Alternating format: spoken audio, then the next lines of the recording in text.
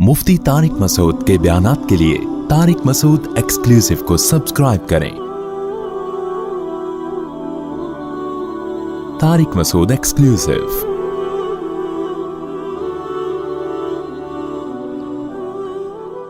15 शाबान की जो रात है और 15 शाबान का रोज़ा, इसके हवाले से बहुत ज़्यादा लोग सवाल पूछ रहे हैं, तो मैंने इरादा किया मैं एक क्लिप रिकॉर्ड करवा दूं। इसमें जो भी मेरी टूटी फूटी तहक़ीक़ है, जो मैंने अहादीस देखी इस बारे में और जो उलमा के अक़वाल देखे और जितना मैं इसकी रिसर्च कर सका हूँ, उसका एक ख़ुलासा आपके सामने रख दूँ। अगर मैं वो तमाम अहादीस आपको पढ़ पढ़ के सुनाऊँ, फिर एक एक की सनद पढ़ूँ, फिर एक एक की सनद पे बहस करूँ, तो वो बात बहुत हो जाएगी लंबी और क्लिप बहुत तवील हो जाएगा। तो एक ख़ुलासे के तौर पर पूरी जो एक तहक़ीक़ है वो मैं आपके सामने रखना चाहता हूँ। तो 15 शाबान की जो रात है, जिसको शब बारात कहा जाता है, इसका नाम शब बारात किसी भी हदीस से साबित नहीं है, इसलिए अरब इसको अक्सर लैलतुन निस्फ़ मिन शाबान कहते हैं कि शाबान के जो निस्फ़ है उसकी रात। खैर, इसका नाम शब बारात हो अगर इस वजह से बारात के इसमें अल्लाह ताला कहा जाता है कि जहन्नम से बरी कर देते हैं, तो इस वजह से किसी ने नाम दे दिया हो तो एक अलग बात है। लेकिन इस रात में होता क्या क्या है, लोग क्या क्या कर रहे हैं, उसकी क्या शरई हैसियत है, तो मैं नंबर वार इंशाल्लाह इसको तफसील से बयान करूँगा। कुछ चीज़ें तो ऐसी हैं जो बिल्कुल ही गैर साबित हैं। उनमें इस रात में मिठाई, हलवा या मुख्तलिफ़ किस्म के हलवे पका के लोगों में बांटना और इस रात में नहा धो के तैयार होना या अच्छे कपड़े पहनना, इन दो चीज़ों को पहले मैं इंशाल्लाह बयान करूँगा। देखिए, इस्लाम में रातों के त्यौहार का कोई तसव्वुर नहीं है। इस्लाम में जितने भी त्यौहार हैं वो दिन की रोशनी में हैं। ईद उल फितर, ईद उल अज़हा, ये हमारे दो त्यौहार हैं जो जिसमें हम सेलिब्रेट करते हैं एक दूसरे को। ये दिन की रोशनी में हमें बताए गए हैं। गैर मुस्लिमों के त्यौहार रात को होते हैं, जैसे ईसाइयों के त्यौहार क्रिसमस आप देखें रात को होता है। तो उसकी वजह यह है कि इस्लाम ने दिन की रोशनी में त्यौहार रखे हैं। बहुत सारी हिकमतें इसमें हो सकती हैं, पूरी हिकमतें तो हम नहीं जानते, लेकिन कुछ सरसरी गौर से कुछ हिकमतें हमारे सामने आती हैं कि रात का वक्त ऐसी चीज़ है जो अल्लाह ने इबादत के लिए बनाया या आराम करने के लिए, सोने के लिए बनाया। रात में अगर आप सेलिब्रेट करेंगे किसी भी अमल, यानी कोई खुशी मनाएंगे, तो उसमें इंसान की गुनाहों की तरफ तवज्जो ज़्यादा जाती है।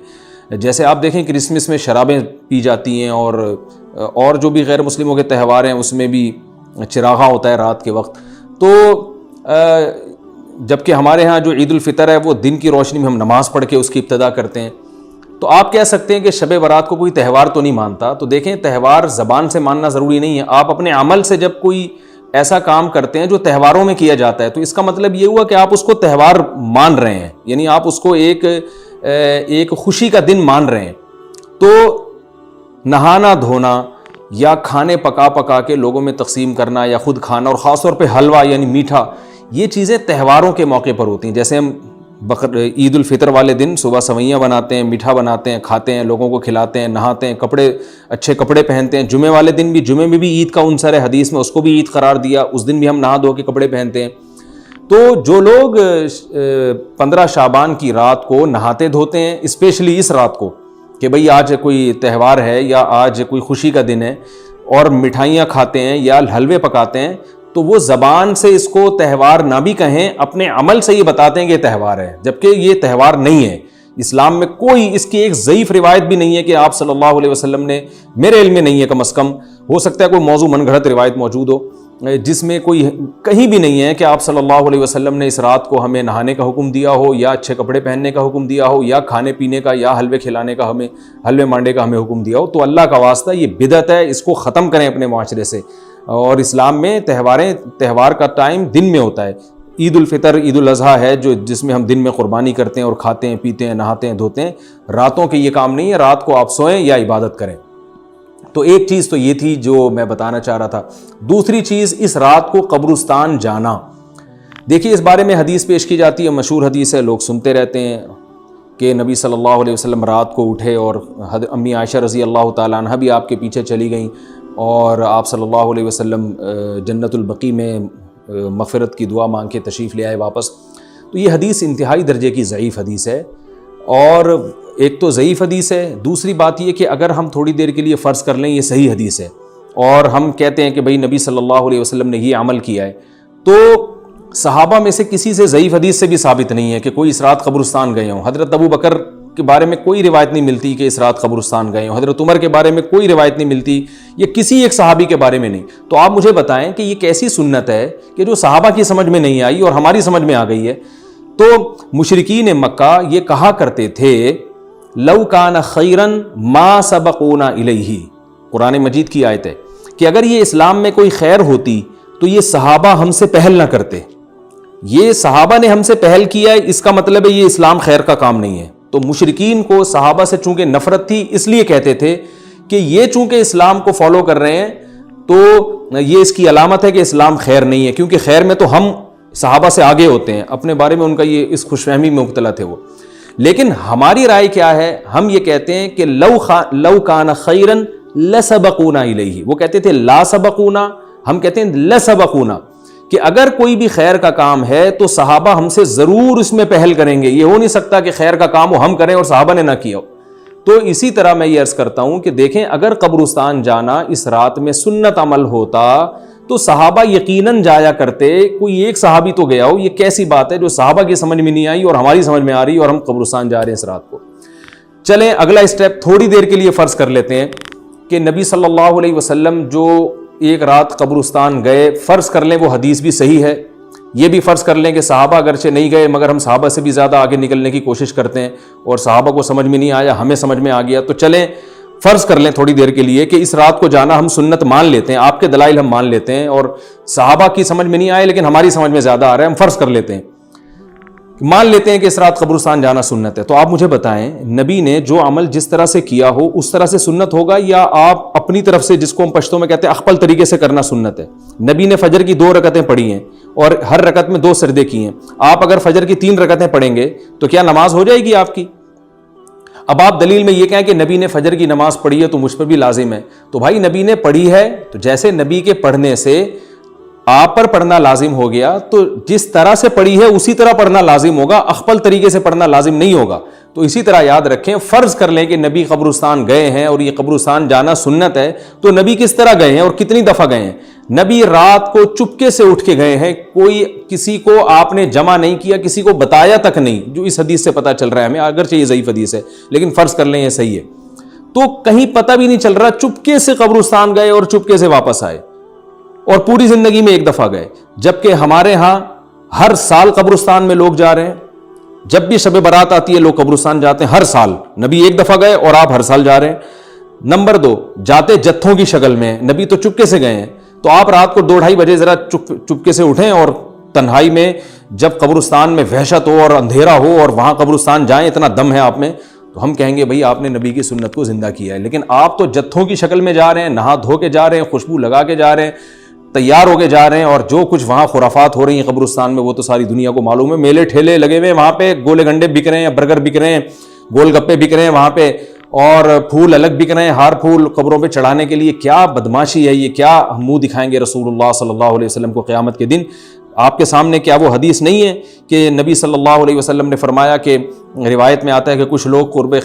میدان حشر میں آئیں گے تو ان کے چہرے ایسے ہوں گے جیسے میری امت کے چہرے ہوتے ہیں، میری امت کی شکل ہوتی ہے، حدیث کا مفہوم میں بیان کر رہا ہوں۔ تو جب وہ حوض کوثر کا پانی پینے کے لیے میرے پاس آئیں گے تو فرشتے ان کو بھگائیں گے، سحقن سحقن، تو آپ صلی اللہ علیہ وسلم پوچھیں گے یہ تو میری امت ہے، آپ تو فرشتے کیا کہیں گے کہ یہ آپ کی وہ امت ہے جنہوں نے آپ کے دنیا سے جانے کے بعد دین میں ایسی چیزیں ایجاد کر لی تھی جن کا آپ نے حکم نہیں دیا، تو آپ کیا فرمائیں گے؟ سحقن سحقن، دور کرو ان سے۔ تو ایسا نہ ہو کہ ہم قیامت کے دن رسول اللہ صلی اللہ علیہ وسلم کی شفاعت سے محروم ہو جائیں۔ تو اللہ کا واسطہ قبرستان مت جائیں اس رات، گھر میں بیٹھیں آرام سے، یہیں بیٹھ کے میت کے لیے مغفرت کی دعا کریں، اور اگر آپ سمجھتے نہیں یہ حدیث بالکل صحیح ہے اور جانا لازمی ہے تو پھر تنہائی میں جائیں، ایسے قبرستان کا انتخاب کریں جہاں آپ کے علاوہ کوئی بھی نہ ہو، اور پھر چپکے سے جائیں اور پتلی گلی سے واپس آ جائیں آپ۔ اگرچہ ہم تو اس کو بھی نہیں مانتے لیکن اگر کرنا ہے تو پھر اس طریقے سے عمل کریں، اگر آپ حدیث کو فالو کرنا چاہتے ہیں آپ اپنے خیال کے مطابق۔ تو یہ 2 باتیں ہو گئیں۔ ایک تیسری چیز کیا ہے؟ کیا قرآن اس رات میں نازل ہوا ہے اور تقدیر کے فیصلے اس رات میں ہوتے ہیں؟ دیکھیے قرآن میں 2 جگہ اللہ نے اس مضمون کو بہت وضاحت سے بیان کیا، ایک سورہ دخان میں، انا انزلناہ فی لیلۃ مبارکہ کہ ہم نے اس کو مبارک رات میں نازل کیا، اور اللہ نے فرمایا فیہا یفرق کل امر حکیم، اس میں حکمت والے فیصلے ہوتے ہیں اس رات میں۔ دوسری جگہ 30ویں پارے میں سورہ قدر میں اللہ نے فرمایا انا انزلناہ فی لیلۃ القدر، ہم نے اس قرآن کو لیلۃ القدر میں نازل کیا، اور اس میں بھی اللہ نے فرمایا تنزل الملائکۃ فیہا کہ فرشتے اس رات میں اترتے ہیں باذن ربہم من کل امر، تمام قسم کے معاملات لے کے۔ تو یہاں بھی اللہ بتا رہے ہیں کہ جو 1 سال کے فیصلے جس رات میں ہوتے ہیں اور فرشتوں کے حوالے کیے جاتے ہیں، وہ رات اور قرآن کے نازل ہونے والی رات ایک ہی ہے، یہ الگ الگ راتیں نہیں ہیں۔ اور سورہ قدر میں اللہ نے فرما دیا واضح لفظوں میں کہ وہ لیلۃ القدر کی رات ہے۔ تو اتنی وضاحت کے بعد پھر یہ کہنا کہ اس رات میں قرآن نازل ہوا تھا، جبکہ اس کے بارے میں کوئی صحیح حدیث موجود بھی نہیں ہے، ضعیف یا موضوع روایتیں ہیں، تو یہ بالکل قرآن پر میں سمجھتا ہوں کہ یہ ٹھیک نہیں ہے، بالکل دلیل کے لحاظ سے یہ کمزور بات ہے۔ اگرچہ بعض علماء اس طرف گئے ہیں اور انہوں نے تعویل کی ہے، انہوں نے یہ تعویل کی ہے کہ قرآن جو ہے آسمان دنیا پہ آیا لیلۃ القدر میں، اور وہاں سے جو نیچے نزول شروع ہوا ہے وہ شب برات میں ہوا ہے، لیکن یہ تعویل عقل سے بعید ہے، اور اس تعویل کی ہمیں ضرورت بھی نہیں ہے۔ 2 صحیح حدیثیں ٹکرا رہی ہوں یا قرآن کی آیت کسی ایسی متواتر حدیث سے ٹکرا رہی ہو، تو پھر تو وہاں ہمیں تطبیق دینے کی ضرورت پیش آتی ہے، جب قرآن کے مقابلے میں کوئی حدیث ہی نہیں ہے، صحیح حدیث بھی نہیں ہے۔ حالانکہ قرآن کے مقابلے میں تو فقہا کہتے ہیں کہ اگر صحیح حدیث بھی ہو، متواتر نہ ہو، صحیح حدیث بھی ہو، تو وہ بھی ظنی ہوتی ہے، تو اس حدیث کو رد کیا جائے گا، قرآن میں تعویل نہیں کی جائے گی۔ لیکن یہاں تو صحیح حدیث بھی نہیں ہے، یہاں تو ایک ضعیف روایت ہے اور ضعیف اقوال ہیں، آپ اس کو کیسے قرآن کے مقابلے میں لا سکتے ہیں؟ تو جو بالکل بے غبار بات ہے وہ یہی ہے کہ اللہ تعالیٰ نے قرآن مجید کو لیلۃ القدر میں نازل کیا، جو رمضان کے آخری عشرے میں ہوتی ہے، اور اسی لیلۃ القدر میں فیصلے بھی ہوتے ہیں۔ اور بعض لوگ کہتے ہیں اس میں حرج کیا ہے کہ ہم 15 شعبان کو بھی فرض کر لیں، اس میں قرآن نازل ہوا اور لیلۃ القدر میں بھی، بھائی اس سے لیلۃ القدر کی ویلیو کم ہوتی ہے۔ اللہ تو لیلۃ القدر کی ویلیو بڑھا رہے ہیں کہ یہ ایسی رات ہے جس میں 1 سال کے فیصلے بھی کر دیے جاتے ہیں، اور اس میں قرآن مجید کا نزول بھی شروع ہوا۔ تو جس رات کو اللہ نے جو پروٹوکول دیا ہے وہی پروٹوکول اس کو دینا چاہیے، آپ اس کو کسی اور رات کو نہ دیں وہ پروٹوکول۔ تو یہ تیسرا مسئلہ ہوا۔ پہلا مسئلہ حلوے مانڈے کا اور نہانے دھونے کا، وہ بھی غلط ہے۔ دوسرا مسئلہ قبرستان جانے کا، وہ بھی ٹھیک نہیں ہے۔ تیسرا مسئلہ کہ اس رات میں قرآن نازل ہوا اور فیصلے ہوتے ہیں، یہ تیسری بات بھی غلط ہے۔ نہ تو اس رات میں قرآن نازل ہوا اور نہ اس رات میں فیصلے ہوتے ہیں۔ چوتھی چیز کہ کیا اس رات میں عبادت کی کوئی فضیلت ہے سرے سے یا نہیں ہے، یہ ایک علمی مسئلہ ہے۔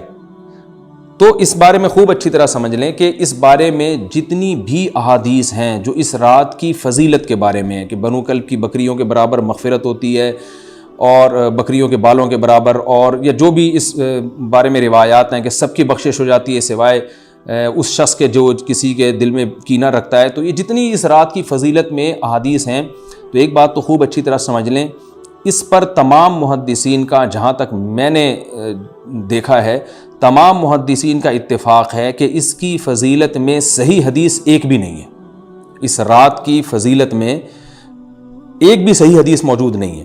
لیکن ضعیف روایتیں اتنی کثرت سے ہیں کہ ایک الگ محدثین کا اصول ہے کہ جب ضعیف روایتیں کی سندیں زیادہ ہو جائیں تو وہ حسن بن جاتی ہے، یعنی قابل قبول ہو جاتی ہے وہ، کیونکہ بہت ساری کمزور چیزیں مل کے اس میں کچھ قوت پیدا کر دیتی ہیں۔ تو اب جن علماء نے احادیث کے ضعف کی طرف دیکھا کہ ایک بھی صحیح روایت نہیں ہے، انہوں نے اس رات کا بالکلیہ انکار کر دیا کہ اس رات کی سرے سے کوئی فضیلت نہیں ہے۔ لیکن جن علماء نے اصول حدیث کی طرف دیکھا اور فقہ کے ایک اصول کی طرف دیکھا کہ کثرت روایات درجہ حسن تک پہنچ جاتی ہیں، ضعیف روایات، تو انہوں نے کہا کہ بالکل اس رات کی فضیلت کا انکار ہی سرے سے کر دینا یہ غلط ہے۔ تو جمہور اس طرف گئے ہیں کہ اس رات کی فضیلت کا بالکلیہ انکار کر دینا یا اس کی عبادت کی فضیلت کا بالکلیہ انکار کر دینا یہ ٹھیک نہیں ہے، لیکن کچھ علماء، وہ بھی بڑے محقق علماء ہیں، وہ اس طرف گئے ہیں کہ اس رات کی سرے سے کوئی فضیلت اسلام میں ہے ہی نہیں۔ اب میں دونوں طرف کے علماء کا کچھ تھوڑا سا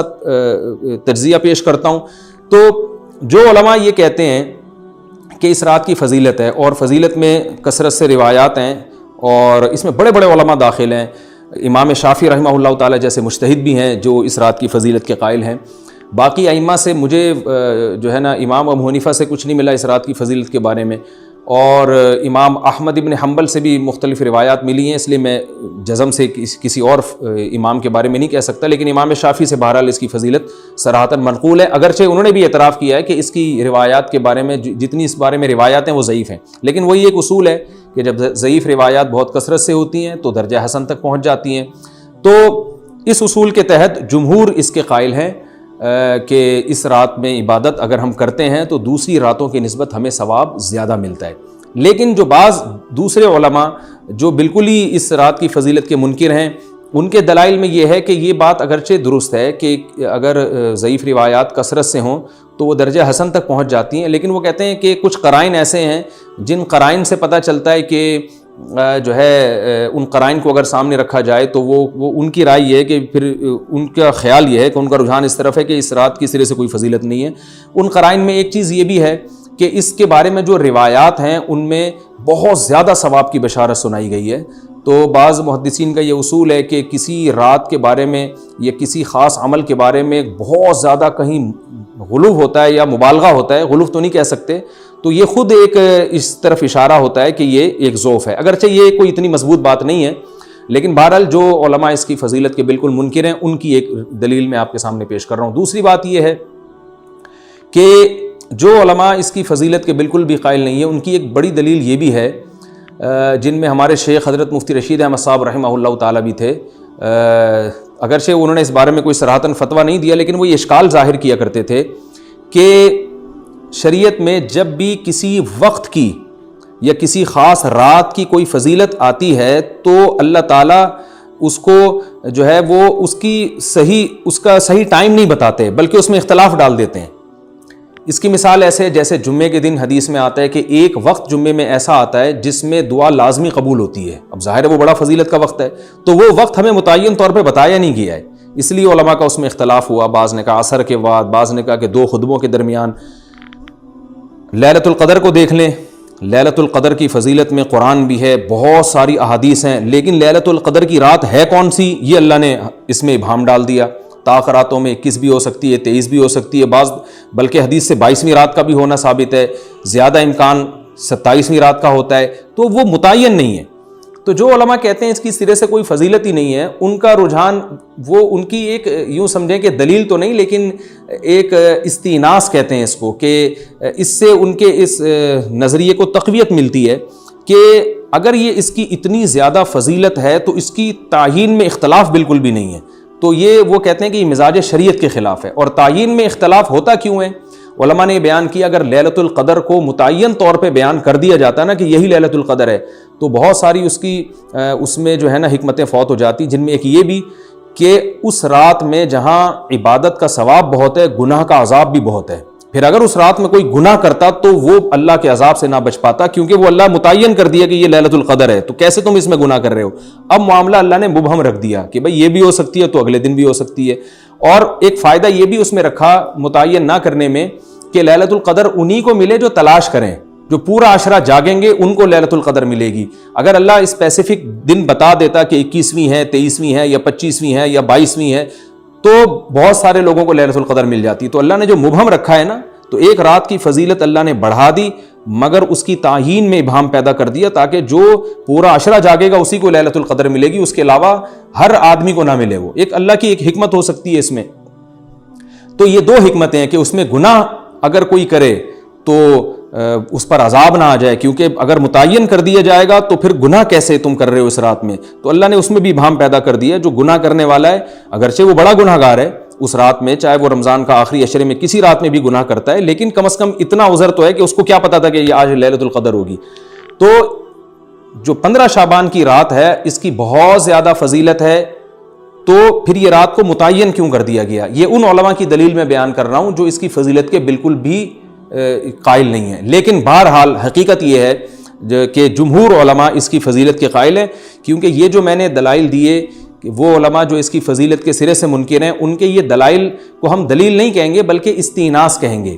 کہ استیناس کہتے ہیں کہ ایک چیز استدلال نہیں ہے بلکہ ان اپنے نظریے کی تقویت کے طور پر ایک چیز کو پیش کر دینا جس سے یہ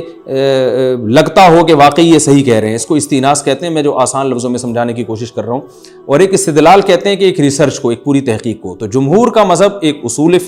اصول پر مبنی ہے کہ بھئی اتنی ساری روایات ہیں اور ضعیف ہیں، ان میں ٹھیک ہے کچھ موضوع بھی ہیں لیکن بہت ساری ایسی ہیں جو موضوع بھی نہیں ہیں، تو ضعیف روایات ہیں، جب اتنی کثرت سے ہیں اور اس میں ہے بھی عبادت کا تذکرہ تو عبادت کرنے میں کوئی حرج بھی نہیں ہے، تو لہذا انہوں نے اس کو جو ہے نا اس کو دلیل بنایا ہے اور اصول کے لحاظ سے یہ بات درست ہے۔ تو اس اصول کو اگر کوئی فالو کرنا چاہے تو اس رات کی عبادت اس کے لیے بالکل ٹھیک ہے اور اللہ کی رحمت سے امید ہے کہ اس میں اس کو ثواب زیادہ ملے گا۔ تو جمہور ایک طرف ہیں اور بعض علماء دوسری طرف ہیں۔ تو یہ میں نے صرف اس لیے بیان کر دیا کہ اس رات کی فضیلت میں اتفاق نہیں ہے بلکہ مختلف فی ہے، مجتہد فی ہے، اختلاف رائے اس میں ہو سکتا ہے۔ تو اگر کوئی عالم اس رات کی فضیلت کا بالکلیہ انکار کرے اور ان علماء کا بھی احترام کرے جو اس رات کی فضیلت کے قائل ہیں تو پھر اس عالم پر رد کرنے کا حق نہیں ہے۔ دوبارہ میں اپنی بات کو ریپیٹ کرتا ہوں، اگر کوئی عالم یہ کہے کہ اس رات کی سرے سے کوئی فضیلت نہیں ہے تو اس عالم پر طعن و تشنیع جائز نہیں ہے کیونکہ ان کے بھی کچھ نہ کچھ استدلالات ہیں۔ ہاں اگر کوئی عالم اس رات کی فضیلت کا انکار کر کے جمہور کے مذہب کو بالکل غلط قرار دیں اور اس عمل کو یہاں اس رات کی عبادت کو بالکل بدعت قرار دیں اور جو اس رات میں عبادت کر رہے ہیں یا اس کی فضیلت کے قائل ہیں ان کو بدعتی قرار دیں تو یہ غلو ہو جائے گا، یہ زیادتی ہو جائے گی جو کہ بالکل غلط ہے۔ کیونکہ جب دونوں طرف دلائل ہیں تو اعتدال والی رائے اختیار کرنی چاہیے اور کسی ایک طرف بہت زیادہ جھکاؤ یا کسی ایک کو 100% غلط قرار دے دینا، بدعتی قرار دے دینا، یہ درست نہیں ہے۔ تو ہماری قوم میں ایک مزاج ہے کہ بس اپنی رائے کو مسلط کرتے ہیں اور دوسرے کی رائے کو مانتے ہی نہیں۔ تو عوام کے لیے کیا ہے؟ لوگ کہتے ہیں مفتی صاحب کنفیوز کر دیا آپ نے، تو لٹکا کے چھوڑ دیا ہمیں۔ بھائی میں کنفیوز نہیں کر رہا، عوام جمہور کے مذہب کو فالو کرے گی، جمہور میں بڑے بڑے علماء ہیں، وہ اس کی فضیلت کے قائل ہیں اور وہ اس کے قائل ہیں کہ اس رات میں عبادت کرنی چاہیے، تو آپ جمہور کے مذہب کو فالو کر سکتے ہیں۔ تو اب یہ بات تو ہو گئی جمہور کا مذہب، میں نے آپ کو بتایا کہ وہ اس رات میں فضیلت کے قائل ہیں کہ اس رات میں عبادت کرنی چاہیے، لیکن کیسے کرنی چاہیے اس پر تمام علماء کا اتفاق ہے کہ مسجد میں جتھے بنا کے جانا یا اجتماعی عبادت کرنا یہ بالکل بدعت ہے، بالکل ناجائز ہے۔ اسی طرح کوئی مخصوص قسم کی نماز پڑھنا کہ پہلی رکعت میں یہ والی صورت تو دوسری میں یہ والی صورت تو تیسری میں یہ والی صورت، یہ بالکل بدعت ہے۔ صلاۃ التسبیح کی جماعتیں بدعت ہیں۔ تو ایک ہی راستہ ہے آپ کے پاس، آپ عبادت کرنا چاہتے ہیں تو انفرادی طور پر ایسے عبادت کریں جیسے عام دنوں میں آپ عبادت کرتے ہیں، یہ ویسے ہی نماز پڑھیں جیسے عام دنوں میں نماز پڑھتے ہیں۔ کوئی مخصوص صورتیں، مخصوص رکعتیں نہیں ہیں، جتنی اللہ توفیق دے تنہائی میں آپ 2 رکعتیں، تہجد کی 4 رکعتیں، 6 رکعتیں، 8 رکعتیں، 16 رکعتیں، جتنی اللہ توفیق دے آپ رات کو کھڑے ہو کر انفرادی نماز پڑھیں، دعائیں مانگیں اللہ تعالیٰ سے، قرآن کی تلاوت کریں، تسبیحات کریں، جتھے نہ بنائیں مسجد میں، چراغاں نہ کریں، بتیاں نہ لگائیں، قبرستانوں پہ رش نہ کریں، یہ سب ناجائز اور سب حرام ہے، گناہ ہے، اس کا اسلام میں کوئی تصور نہیں۔ کرنا ہے تو صرف ایک کام آپ کر سکتے ہیں کہ صرف عبادت کریں، اور اللہ کی رحمت سے امید کی جا سکتی ہے کہ اللہ تعالیٰ اس رات میں آپ کو عبادت کا دوسری راتوں کی نسبت ثواب عطا فرمائے گا۔ کیونکہ آپ اگر جمہور علماء کو فالو کر رہے ہیں تو ہمیں یعنی جن کے پاس علم نہیں ہے تو ان کو علماء ہی کو فالو کرنے کا اللہ نے حکم دیا ہے، تو آپ جمہور علماء کی رائے پر عمل کرتے ہوئے اگر عبادت کرنا چاہیں تو اللہ کی رحمت سے امید ہے کہ انشاءاللہ آپ کو ثواب ملے گا۔ لیکن عبادت کا کوئی مخصوص طریقہ ہرگز نہیں ہے۔ پمفلٹ بٹ رہے ہوتے ہیں کہ یہ والی صورت پڑھنے سے یہ ہو جائے گا تو یہ والی صورت پڑھنے سے یہ ہو جائے گا، یہ بالکل غلط ہے۔ تو انفرادی عبادت ہوگی اور ایسے ہی عبادت کا طریقہ ہوگا جیسے پورے سال ہوتا ہے، نماز اسی طرح پڑھی جائے گی جیسے پورے سال پڑھی جاتی ہے، دعائیں مانگی جائیں گی، اپنے طور پر اجتماعی سطح پہ کوئی عمل نہ کیا جائے۔ اللہ تعالیٰ سے دعا ہے کہ اللہ تعالیٰ ہمیں سمجھنے کی، عمل کرنے کی توفیق عطا فرمائے۔